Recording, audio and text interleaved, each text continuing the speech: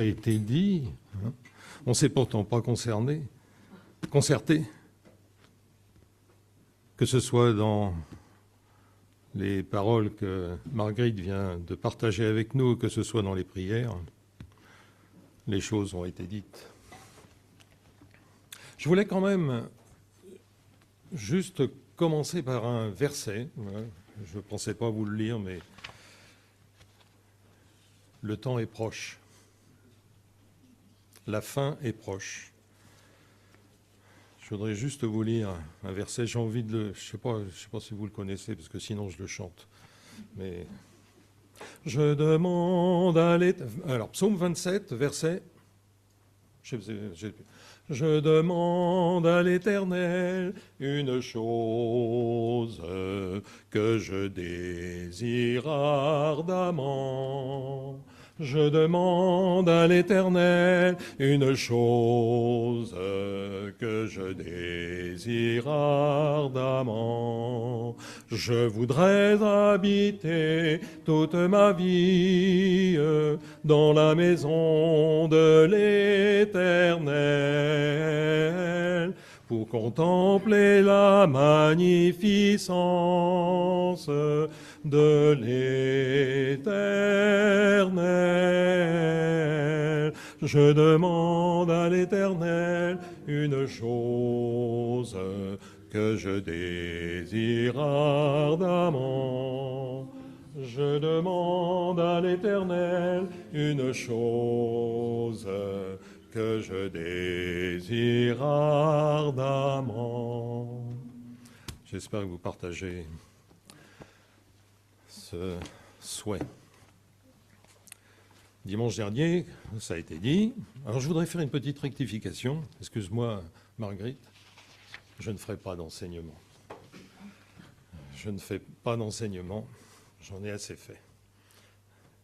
Je voudrais simplement ce matin partager avec vous quelques remarques, quelques versets qui m'ont beaucoup encouragé ces derniers temps. Et je vous avoue que depuis dimanche dernier, apprenant que j'allais prendre la parole devant vous aujourd'hui, je suis tarabusté par un verset. Alors ce verset se trouve à la fin du chapitre 15 qui a été présenté par votre pasteur Pascal. Je lui ai demandé l'autorisation de le citer. Voilà, il me l'a dit. Ce chapitre 15 qui est consacré à la chapitre 15 de 1 Corinthiens, qui est consacré à la résurrection de notre Seigneur Jésus-Christ. Donc quelques versets dans 1 Corinthiens, chapitre 15. Pour rester quand même dans le contexte, je lirai quelques versets avant, à partir du verset 50. Ce que je dis, frères, c'est que la chair et le sang ne peuvent hériter du royaume de Dieu et que la corruption n'hérite pas de l'incorruptibilité. Voici, je vous dis un mystère. Nous ne mourrons pas tous, mais tous nous serons changés. En un clin d'œil, à la dernière trompette. La trompette sonnera et les morts en Christ ressusciteront. Et nous serons changés. Car il faut que le corps corruptible revête l'incorruptibilité et que le corps mortel revête l'immortalité. Ensuite, Paul cite un passage de Osée. Et il arrive au verset 57. « Mais grâce soit rendue à Dieu qui nous donne la victoire par notre Seigneur Jésus-Christ. » Cette victoire, j'ose dire, notre pasteur l'a développée dimanche dernier, de la mort est sortie la vie. Et on arrive à ce verset 58. Ainsi, mes frères bien-aimés, soyez fermes, inébranlables, travaillant de mieux en mieux à l'œuvre du Seigneur, sachant que votre travail ne sera pas vain dans le Seigneur. Il y a beaucoup de choses à dire dans ce verset. J'aimerais quand même lire quelques autres versets auxquels je ferai référence dans ma brève réflexion.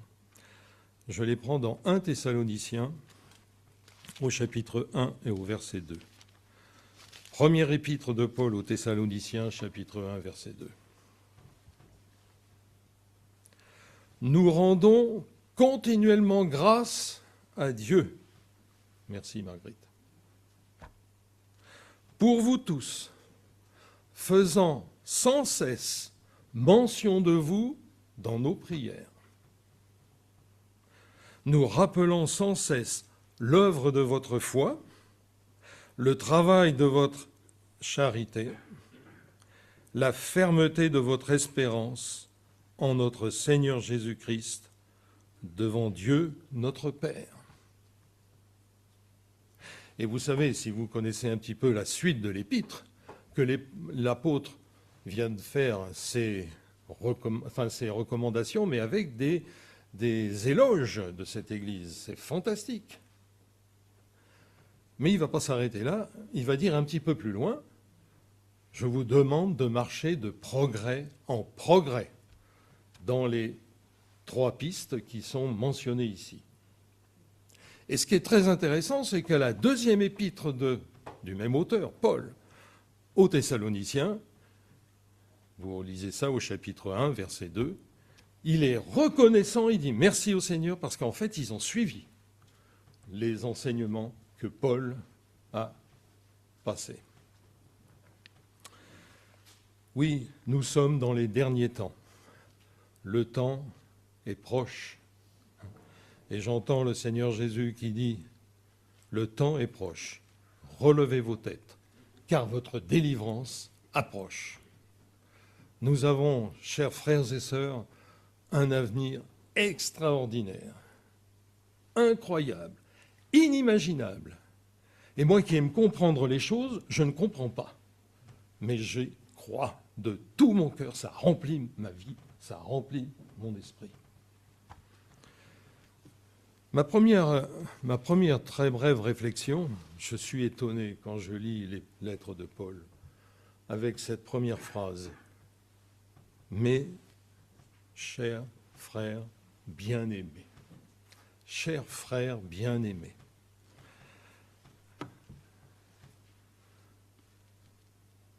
Quel privilège avons-nous, chers frères et sœurs, d'être dans cette famille extraordinaire qu'on appelle l'Église. Je ne veux pas seulement parler de l'Église d'Annemasse, ou de l'Église de Metz-Borny, ou de l'Église d'Amnéville.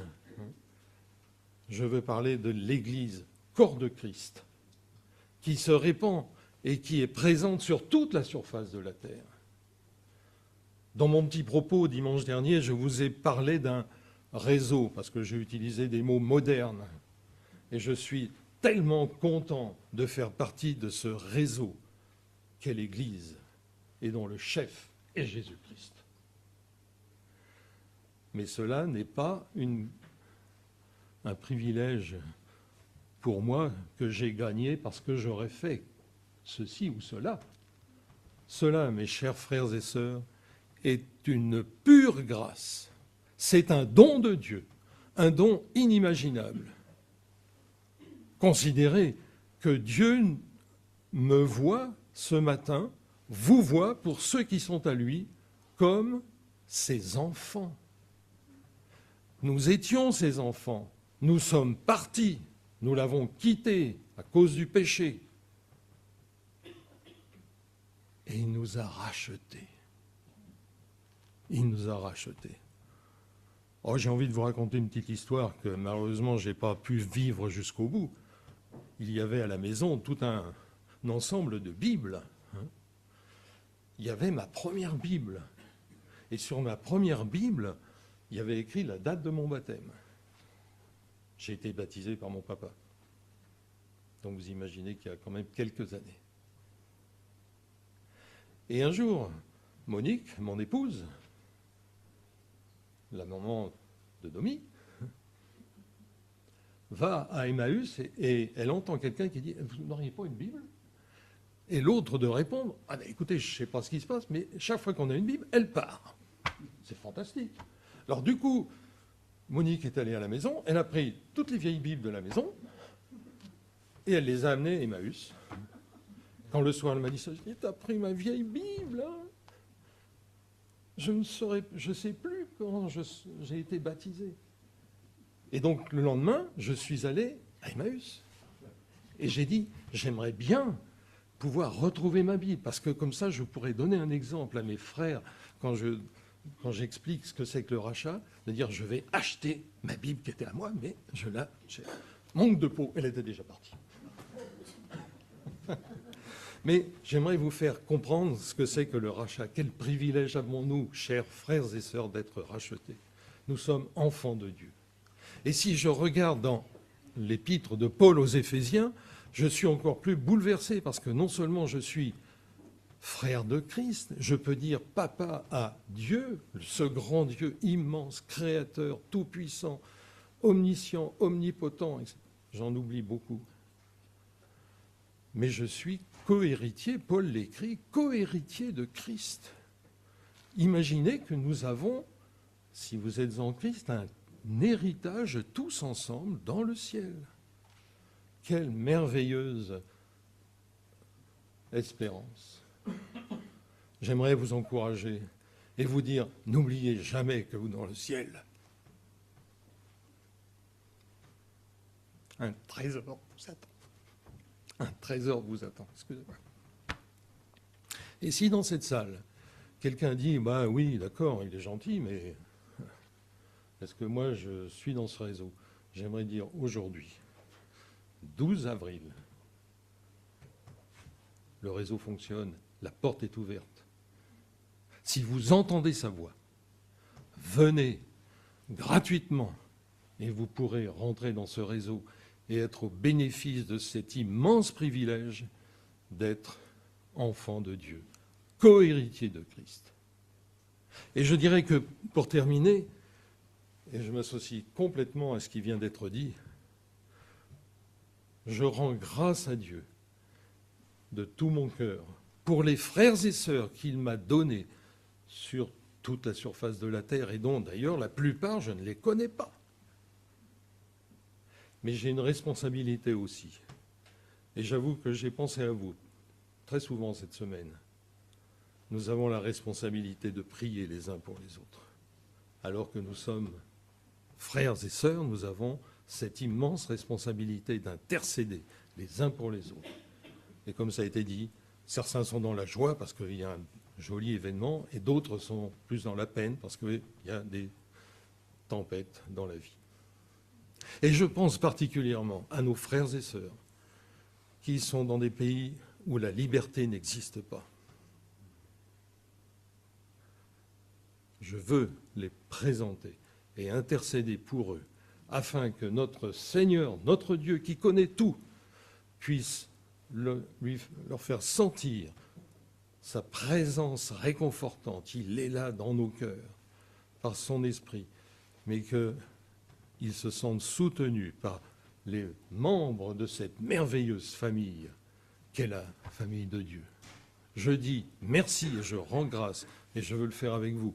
Je rends grâce pour la famille de Dieu qu'il m'a donnée. Mes chers frères bien-aimés, soyez fermes, inébranlables. Alors c'est vrai que, comme les Thessaloniciens l'ont connu, relisez dans Acte 17, si je ne me trompe pas,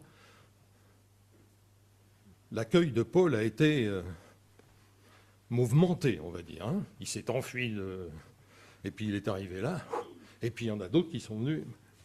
Nous pouvons vivre des moments de difficulté, des moments de tempête.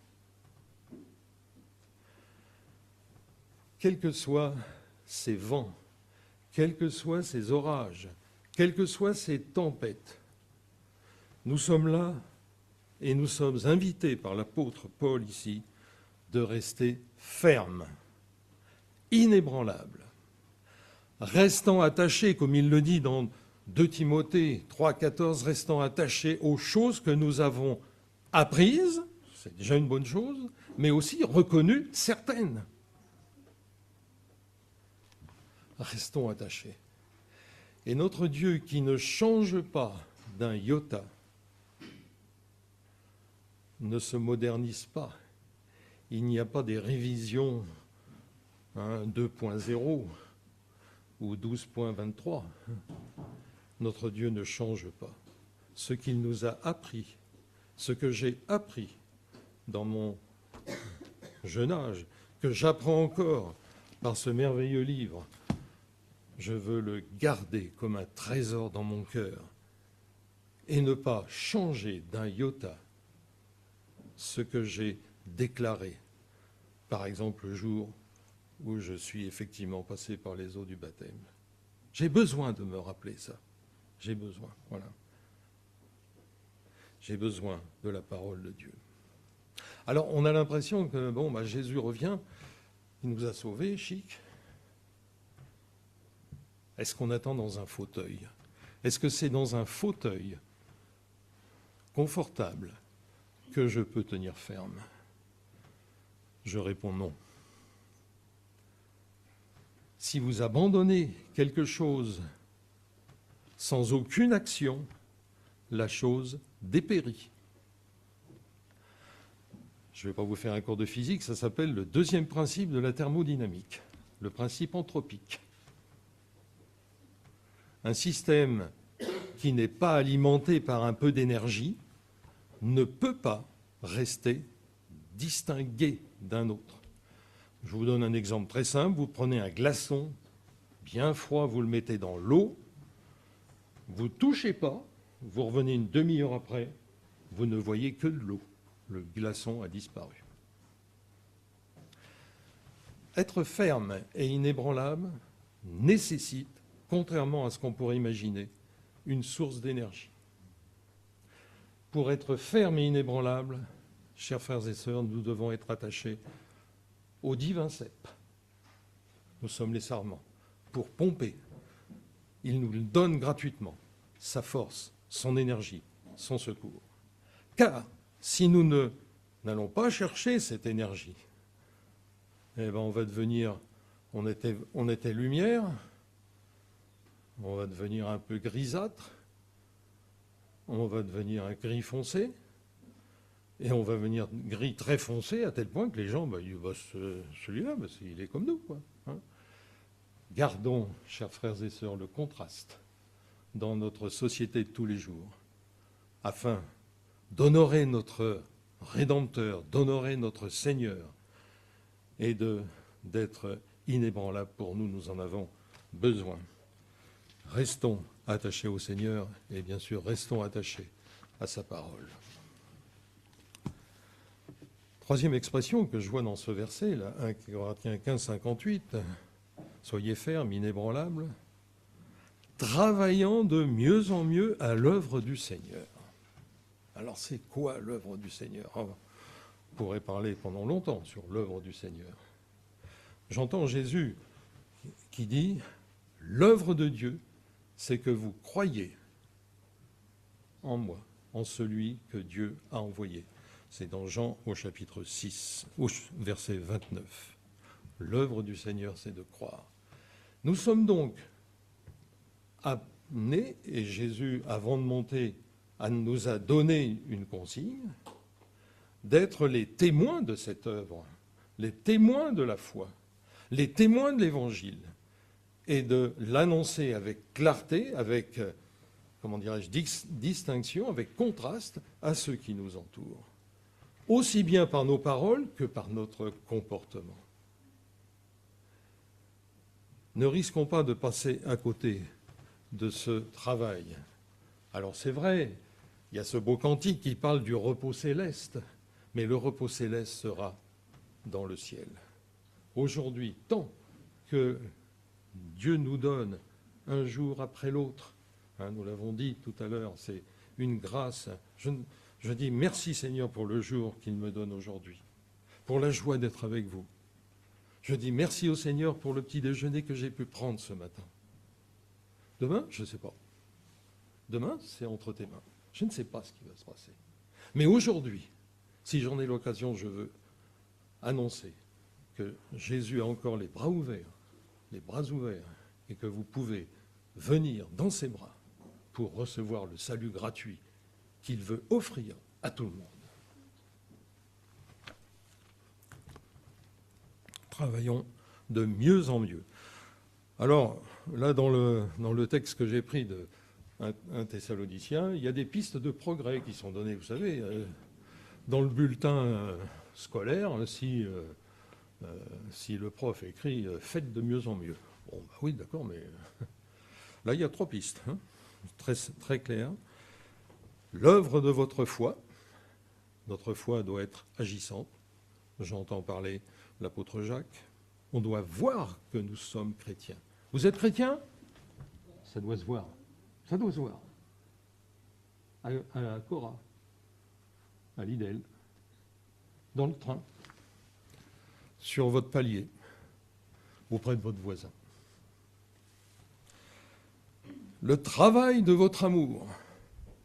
Alors, notre amour, bien sûr, Paul dira, je crois que c'est dans Galates, chapitre 6, si je ne me trompe pas, les frères et sœurs d'abord, bien sûr, prenez soin les uns des autres, encourageons-nous les uns les autres entre frères et sœurs en Christ. Édifions-nous pour progresser. Mais l'amour de Jésus ne s'est pas arrêté là. L'amour de Jésus est pour tous les hommes. Et donc soyons aussi les témoins pour tous ceux qui sont autour de nous et qui ne sont pas encore au Seigneur Jésus-Christ.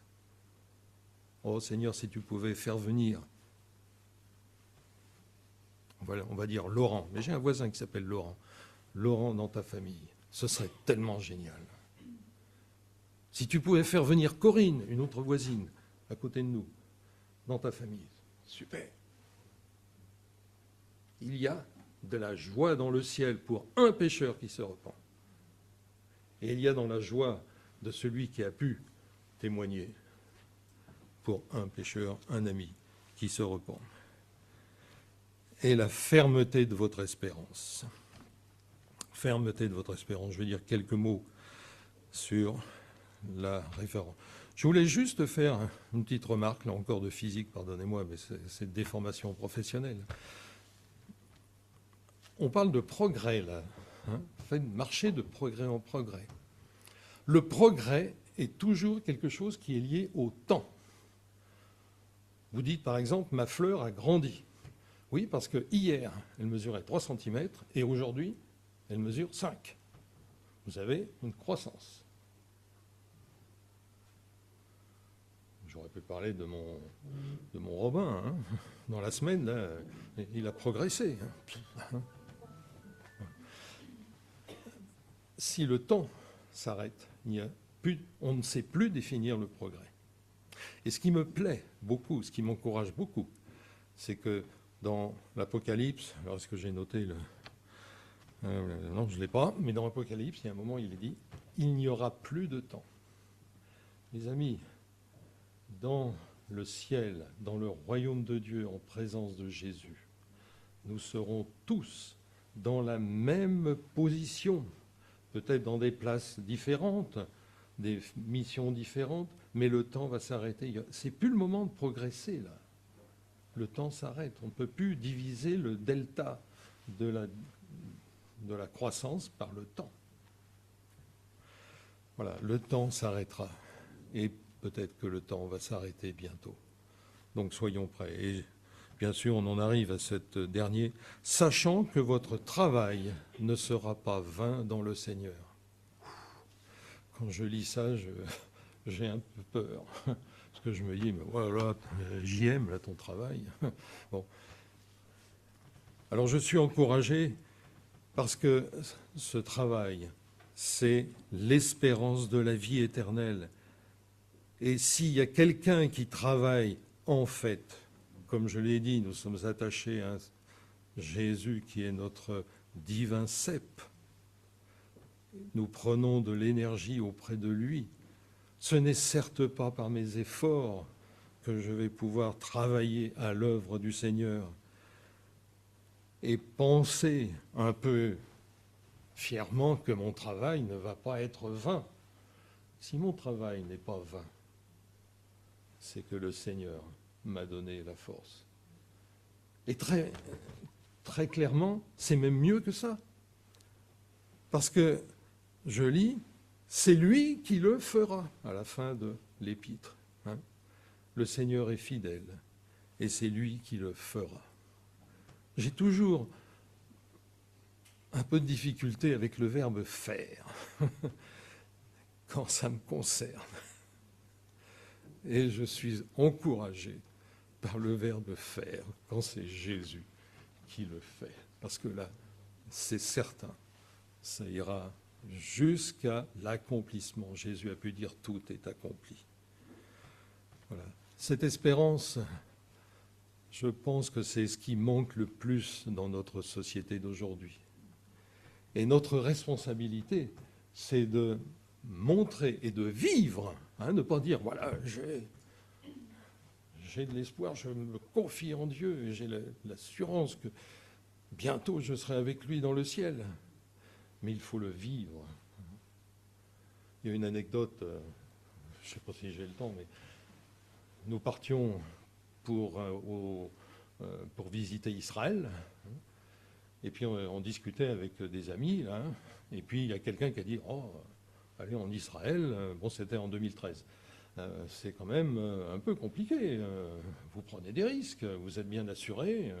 Hein, voilà. » Et on a été amené à dire, et il y a même une autre dame, je me souviens, qui a dit « Mais vous êtes impressionné et vous vous dites chrétien ? Ma vie appartient au Seigneur. Ma vie appartient au Seigneur. Et je n'ai pas de souci à faire. Je ne peux pas changer un pouillème de millimètre de ma vie par une assurance supplémentaire. Et nous sommes allés dans le Seigneur nous a protégés.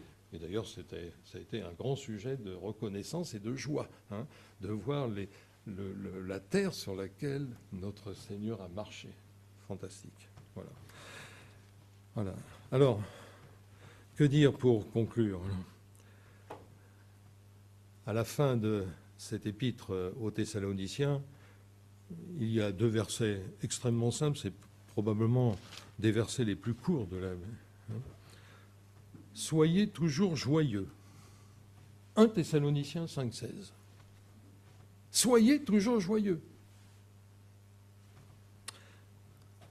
17. Priez sans cesse. Ça me rappelle à l'école du dimanche, il y a un gamin qui est venu voir et dit « Attends, je ne peux pas être toujours à genoux comme ça. » Priez sans cesse. Et 18. Rendez grâce en toutes choses, car c'est à votre égard la volonté de Dieu en Jésus-Christ. Alors j'aimerais, pour terminer, juste vous laisser un verset, j'allais dire un 3e verset, mais j'en ai cité quelques-uns, c'est celui qui est dans Romains, au chapitre 15 et au verset 13. Que le Dieu de l'espérance vous remplisse de toute joie et de toute paix dans la foi. C'est ma prière pour vous. Afin que vous abondiez en espérance par la puissance du Saint-Esprit. Seigneur, je veux faire en effet mienne cette prière pour mes frères et sœurs. Et j'ose dire pour moi, car dans tous les textes que je viens de partager très rapidement, je préférerais remplacer le « vous » par le « nous », car j'ai vraiment besoin, Seigneur, de ton secours. Mais je te dis merci, Seigneur mon Dieu, parce que c'est toi qui le fais. Et je fais confiance à mon Seigneur Sauveur, Jésus-Christ. Amen.